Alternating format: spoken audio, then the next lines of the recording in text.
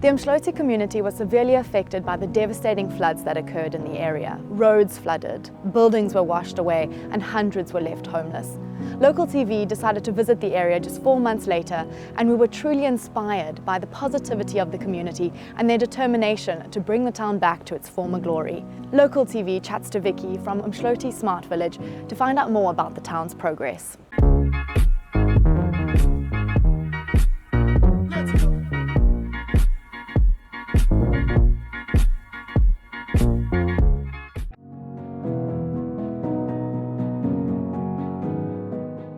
Vicky, thank you so much for joining us here on Local TV. 2 devastating floods ravished this community. Can you talk us through those terrible hours and the destruction caused? It was very unexpected. We realized that we're in trouble like 12 o'clock in the afternoon. We phoned a few buildings and we said, guys, there's trouble coming, can you evacuate?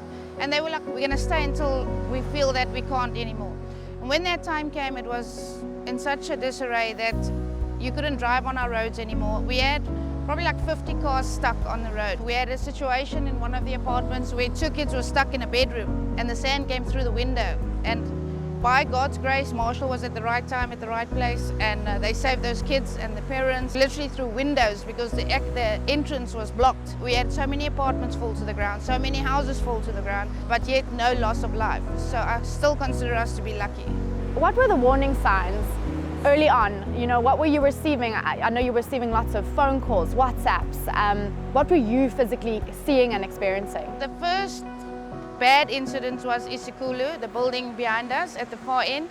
We got notification that the bank behind them is going down slowly. We decided to phone them and say, listen guys, evacuate just for safety. And then while we were still in the progress, the sand came down completely. Everybody evacuated. We had one lady stuck because she had an operation, she couldn't move. Sea Rescue used ropes and stuff to get her out from the balconies because the entrance at the back was completely filled with sand. In one apartment building, Surfside, it's about 34 apartments that fell to the ground.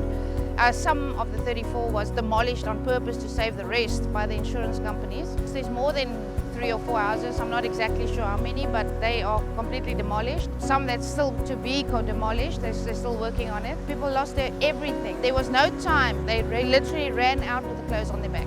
If I have to guess, plus minus 100 cars that looks like this, and some looked worse.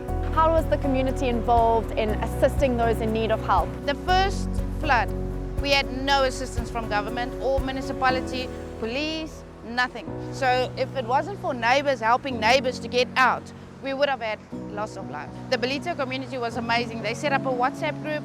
They've organized motorbikes. They went onto the beach here on the beach sand because you couldn't pass on the road. They went with their motorbikes, delivered water, food supplies, because these people couldn't get to that side. In the second flood, I must say, we were much more assisted because I got hold of John Steenhuisen. He was here, he gave me his number, and in the second flood, every 15 minutes they phoned me. Do you need air support? Do you need They were amazing the second. We actually felt like we were covered in the second flood. Have you ever seen the community come together the way in which they did? Look, we are the type of community that does come together when something happens, but this was over and above anybody's expectations. There's no one person in this whole community that if I needed something, said, no, I can't help you. It's amazing how people come together when it's necessary.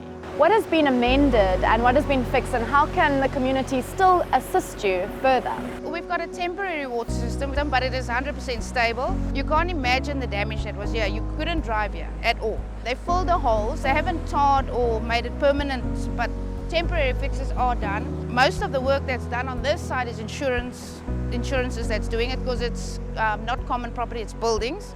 But the government is doing where you can see the difference. What we need to focus on right now is our sewage system.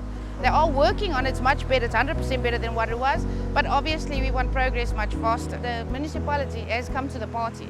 They are trying their best as well. So it's been 4 months. Are you happy with the progress so far, and are you positive on the outlook? I am positive on the outlook. I'm not happy about the progress. I'm going to be brutally honest with you. They only started with the progress a month or 2 after the flood. If they started maybe 2 weeks after the flood, it would have been done by now.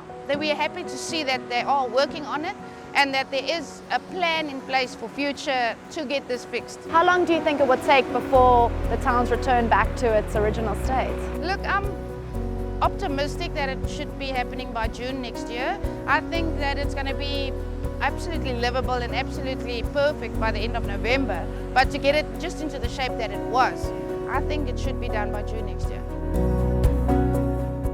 We at Local are all about the community coming together.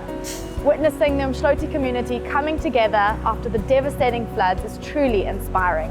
We hope we've shed some positive light on the town and its progress, and look forward to seeing the community and the town build and grow once again. Thanks for watching Local TV, connecting you.